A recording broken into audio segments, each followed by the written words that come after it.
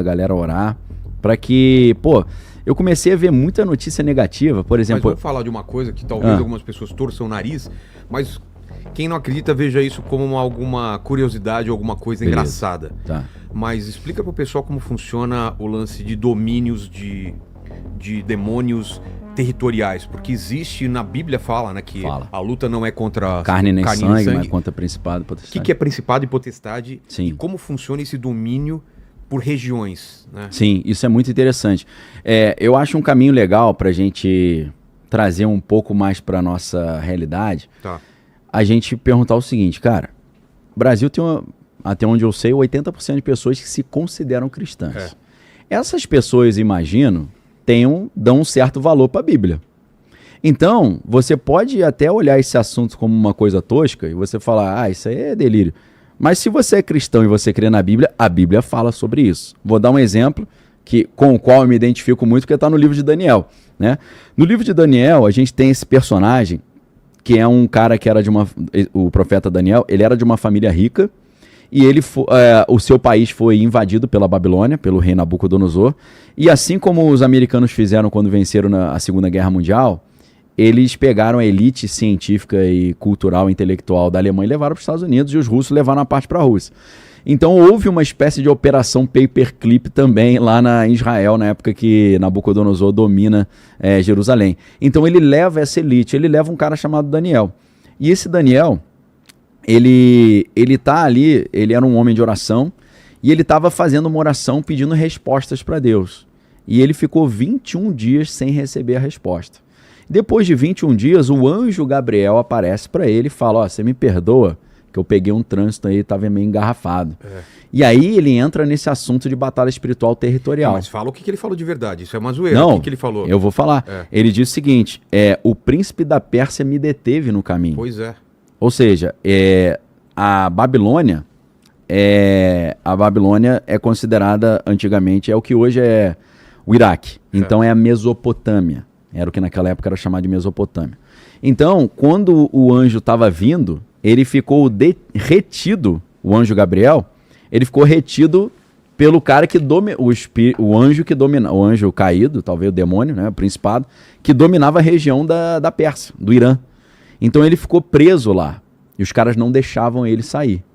Houve uma batalha espiritual, que o espírito que dominava o território da Pérsia impediu o Gabriel de entregar a resposta, e aí ele fala, só que aí Deus mandou depois o arcanjo Miguel e ele abriu o caminho. Mandou tipo um batalhão de operação especial. E como esses demônios conseguem esse direito por essa terra? Porque não necessariamente eles respeitam a demarcação humana, né? Não é o território, não é onde o Brasil termina, um demônio... Eles às vezes acabam respeitando, sabe por quê? A Bíblia diz o seguinte, que os céus pertencem a Deus, mas a terra ele deu aos homens. Tá. Então, o homem tem uma autoridade sobre a terra que é entregue por Deus ali, ó. Ah lá, o anjo protetor do reino da Pérsia lutou contra mim durante 21 dias. Mas Miguel, um dos anjos-chefes, veio me ajudar, pois eu estava lutando sozinho contra os reis da Pérsia. Pô, isso dá um filme maneiro, né? Imagina. Mas nível O Senhor dos Anéis, assim, né? Você vê, o Gabriel tava lutando sozinho contra uma galera. Pois né? Tipo, era 100 contra 1, né? Então, olha que interessante isso, Vilela. O céu pertence a Deus, mas a terra pertence ao homem. Então o homem... A gente tem autoridade sobre essa terra. Entregue por Deus. Mas, por exemplo, não sei se vai atrapalhar a sua linha de raciocínio, mas depois você até puxa pros 40 dias de Jesus no deserto, onde Lúcifer fala, eu sou dono de tudo isso, se você quiser, eu te dou o que você quiser. Então, vamos supor, Vilela, seu pai deixou uma herança para você. Certo. Você entrega para quem você quiser, não é? E o homem... O homem recebeu de Deus uma herança, entregou para Lúcifer. Exato. Então Lúcifer, ou os principados e potestades, vamos supor que o presidente... Tem uma hierarquia no inferno que nem tem aqui no mundo e como tem no céu. Então, o chefão é o Lúcifer e tem os anjos, os demônios que mandam em territórios, que são poderosos. Exatamente isso. Então, vamos supor que... um cara que é prefeito, não vou citar nomes para não comprometer aqui, mas o cara que é prefeito de uma cidade, ele recebeu uma chancela do povo daquela cidade para governar sobre o povo. Então ele tem uma legitimidade nesse governo. E se ele serve a esses seres espirituais? Os seres espirituais garantem acesso a esse território que ele está governando. Pois é, faz sentido. Entendeu? Então, assim, existem algumas entidades que são príncipes, por exemplo, da cidade de São Paulo. Por isso que é preocupante quando um líder religioso está corrompido, porque ele Exato. acaba vazando para toda a igreja, né? Exato. É perigoso isso. É muito perigoso. Então, assim, existe a cidade de São Paulo é a cidade mais poderosa financeiramente do Brasil. Existem alguns espíritos que trabalham aqui, que são príncipes aqui. Apesar de que eles também governam outras regiões. Entendi. Entendeu? Então isso é extremamente interessante e antigamente, né, hoje não é mais comum isso. Antigamente a galera que era de intercessão, cura interior, batalha espiritual, a galera fazia uma espécie de reconhecimento de campo para buscar de Deus qual era o tipo de ser que dominava aquela região. E exatamente isso. Tem uma coisa muito interessante que é o seguinte. Tem livros sobre isso, bem interessante. Tem muitos livros sobre isso, né? O William Schnobelen vai falar sobre isso no Lúcifer Destronado, né? E entre outros livros. Vamos supor aqui que dependendo da linha do ocultismo, o cara está se iniciando. Tá. E ele sempre tem um espírito guia, ou um mestre ascensionado, algum espírito que vai ser o guia dele, que geralmente até fala coisa no ouvido dele, sopra para ele as coisas. E aí o que acontece? Esse cara primeiro ele faz uma aliança com espíritos que são de bairros, aí ele vai crescendo, ele faz aliança com espíritos que são de cidades, e daqui a pouco, Vilela, o cara tá com uma aliança tão grande, ele já fez um processo de iniciação tão profunda, que o cara consegue mandar uma ordem daqui para ser cumprida lá no Japão. Entendeu? Por quê? Porque ele serve um espírito que é príncipe de continente, e aí o chefe do continente daqui manda pro continente asiático. E fala para ele, ó, surgiu uma demanda lá para arrebentar com alguém aqui no Japão.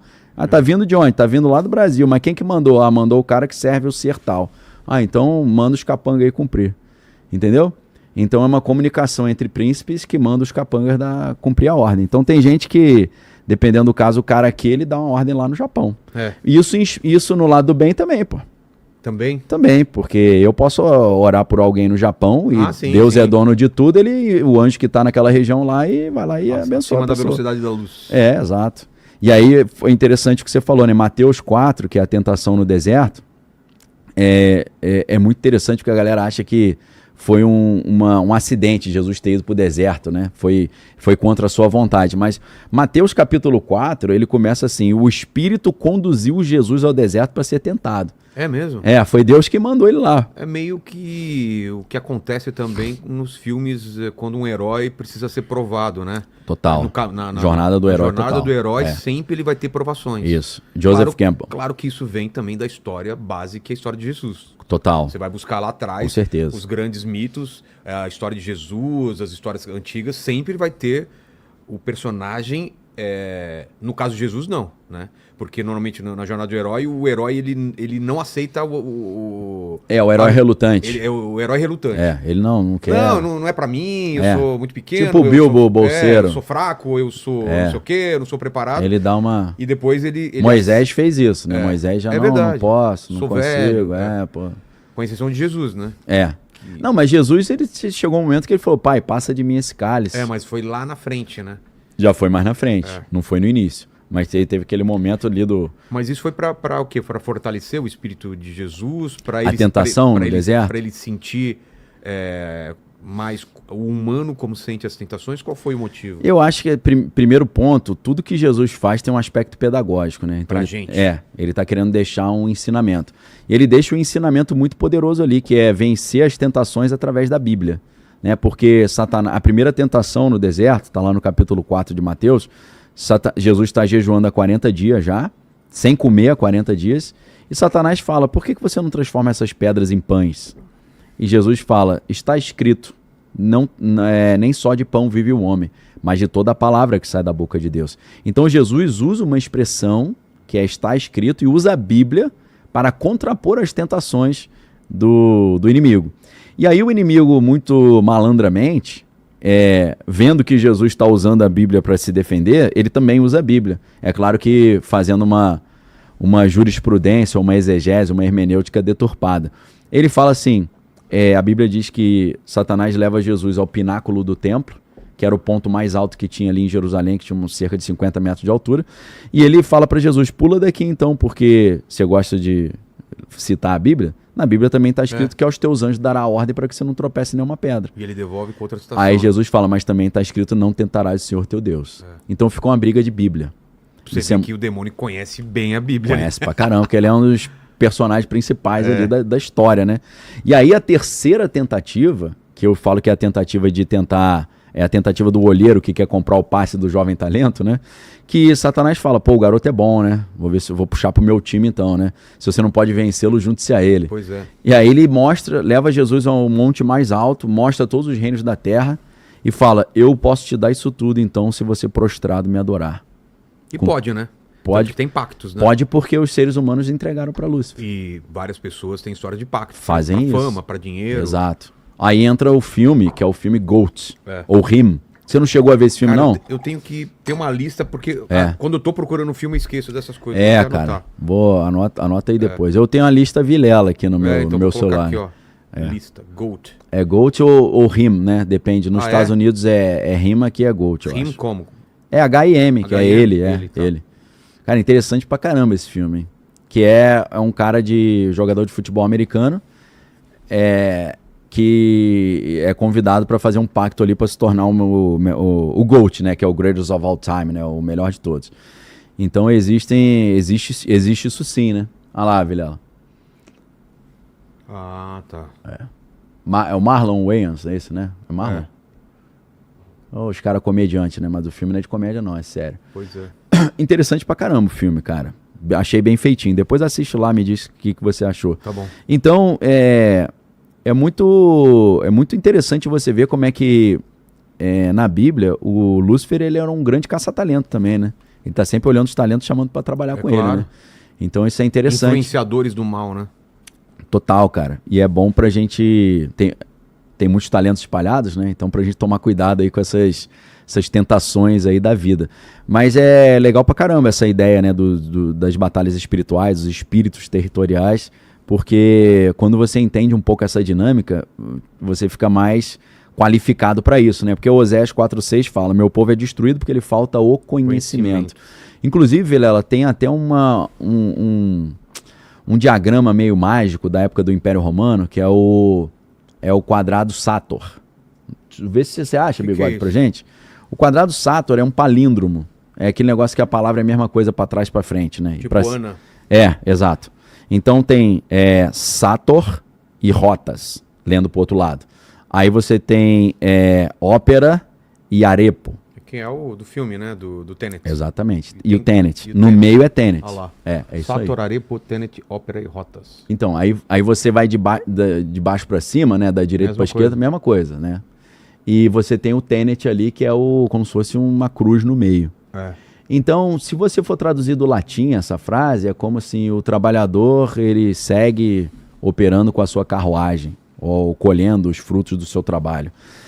Isso aqui, Vilela, em alguns círculos esotéricos, é o rodízio das entidades no planeta Terra na mudança das estações. São os principados que fazem o rodízio nos continentes. Porque, vou dar um exemplo, o O é um espírito chamado Oyama. O Oyama, em cada época, ele está num continente, na mudança das estações. Eles vão fazendo um rodízio. E por isso que dentro do druidismo, da Wicca, do esoterismo, eles têm as festas das mudanças de estação. São festas em que eles estão se despedindo dos principados que estão indo para outra região e dando boas-vindas para os principados que estão chegando. É por isso que desde o mundo antigo as festas de mudança de estação são sempre importantes, né? Exato. E são 4 festas, né? Porque são 4 estações. Então você tem essas 4 festas anuais e mais. Solstício. Você tem, além do solstício e do equinócio, são dias específicos, né? Que é o dia onde dia mais longo a noite mais longa e o dia mais longo. Existe também as mudanças das estações, né? Primavera, outono, inverno e verão. E então são 4 festas, mas tem a quinta festa. A quinta festa é pro chefe, né? O Lúcifer, que é dia 31 de outubro. Que é o dia das bruxas e tal, mas também dia da Reforma Protestante, né?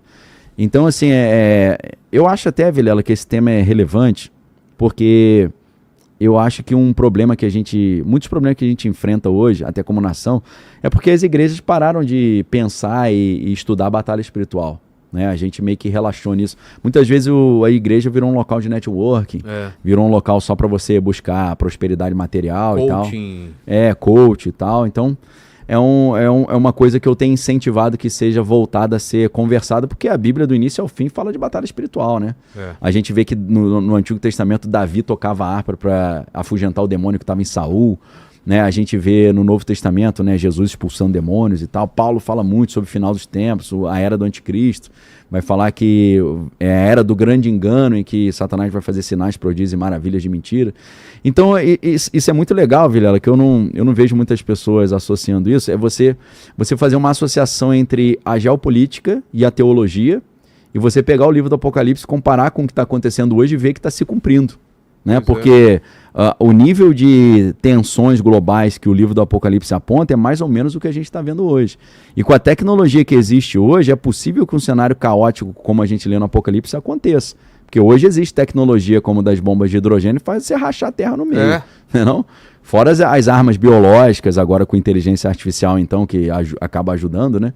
Então, nunca foi tão viável acontecer um apocalipse. E isso, para nós, é importante lembrar. Tanta forma de acontecer esse apocalipse. Pô, muito. Então, assim... A Bíblia fala que vai ser por fogo ou não tem essa parte? Então... Teve água e agora seria fogo? Existe algo nesse sentido, né? Tanto que algumas interpretações chamam o apocalipse do dilúvio do açoite. Que a terra foi destruída por água, mas Deus fez uma promessa, ele falou, nunca mais vou destruir a terra com água, e o sinal é o arco-íris. E esse é o sinal da aliança de Deus. Então, aí você fala, pô, mas pela Bíblia Deus vai destruir o mundo de novo. Mas agora é com fogo, né? Então, mas o Apocalipse não é só fogo, né? Os 4 cavaleiros a gente vai ver ali, fome, guerra, destruição, desespero e tal. E tem as 7 taças, 7 trombetas, né? E 7 selos. Mas o que a galera precisa entender é o seguinte... Se você é cristão, se você não é cristão, ok, para você isso tudo pode ser mito. Mas se você é cristão, o Apocalipse não deve te gerar medo. Porque o Apocalipse não é a destruição do mundo. Em nenhum momento. Ontem eu encontrei a galera na rua, os caras, e aí, Daniel, o mundo vai acabar quando? Eu falo, não sei, cara, mas falta muito ainda, pode curtir à vontade. Porque Apocalipse não é o fim do mundo. Apocalipse é tipo uma terceira guerra mundial. Pois é. E alguns cataclismas geofísicos, só isso. O mundo continua existindo depois do Apocalipse, poxa. Então, a galera fala assim, pô, Daniel, você não diz que o mundo tá acabando, né? Pra que eu vou guardar dinheiro? Eu falo, cara, quando que eu falei que o mundo tá acabando? Em nenhum momento eu falei isso. Eu falei que o mundo tá mudando. Ele tá mudando drasticamente. Inclusive, Vilela, nessa semana saiu uma notícia assim que atraiu minha atenção. 12 vencedores do Prêmio Nobel fazendo um alerta contra o desenvolvimento da inteligência artificial. Eles entraram nessa briga agora? Entraram nessa briga, fizeram um novo abaixo-assinado. Cara, eu acho que a gente está tão para trás do que realmente tá em desenvolvimento de inteligência artificial, porque o que chega pra gente como aplicativo, com certeza é o mais ralo do... Pô, com certeza. O raio. É a xepa, né? É a xepa. O que os caras devem estar conseguindo deve ser a coisa absurda, né? Não, com certeza. Eu creio que sempre foi assim. É só a gente ver um detalhe, né? GPS é de quando? 1969. Nossa. A gente começou a usar em 2015, direito, assim, com o Waze e tal. Internet é de 69 também. Eu comecei a usar a internet em 94, pois 93, 92. 2 não, né? Acho que 4, 5. Olha lá. Como é que tá ali? Ganhadores? De Nobel e os 200 especialistas pedem ação sobre IA. Obrigado, tá, Bigode? Porque é legal, cara, que às vezes eu acho desnecessário, por exemplo, no meu canal, tem que ficar toda hora mostrando notícia. Mas bom que às vezes o cara acha que a gente tá viajando. E aí ele pode mostrar para outra pessoa também, ó. Isso é interessante, porque muita gente fala assim também comigo. Poxa, Daniel, eu comento as coisas que você fala e a galera me tira de maluco. Eu falo, cara, pega as notícias que eu cito e mostra. Porque eu não tô mostrando notícia de site de conspiração. Né? É mainstream, é CNN, New York Times e por aí vai. Tem algum detalhe ali, Bigode, que você quer ressaltar? Essa parte aqui, ó. Que os ganhadores, né, eram das próprias equipes de pesquisadores da OpenAI, né? Da Anthropic e Google. Então quem desenvolve está criticando a própria IA, né? Porque tava lá dentro, né? Sabe do que não está sendo contado. Exatamente. Então os caras são... Como os caras alertaram naquele... não lembro o nome do documentário, você pode ver da Netflix, que os caras falavam sobre rede social, né? Eu lembro também, mas esqueci o nome. Muito bom esse. Muito bom, né? Muito bom. Inclusive, deixa eu só fazer um adendo aqui. Eu falei pro cara ontem, né? Cara, pode curtir a vida aí. Mas assim, não tô falando pro cara pecar, né? Claro que não. O cara vai curtir a vida na gandaia e vai morrer, vai pro inferno. Até porque... curte a sua família, né? O seu trabalho, né? Seu lazer, mas com santidade, decência e ordem, como a Bíblia ensina. O nome é O Dilema das Redes. Dilema das Redes, legal pra caramba.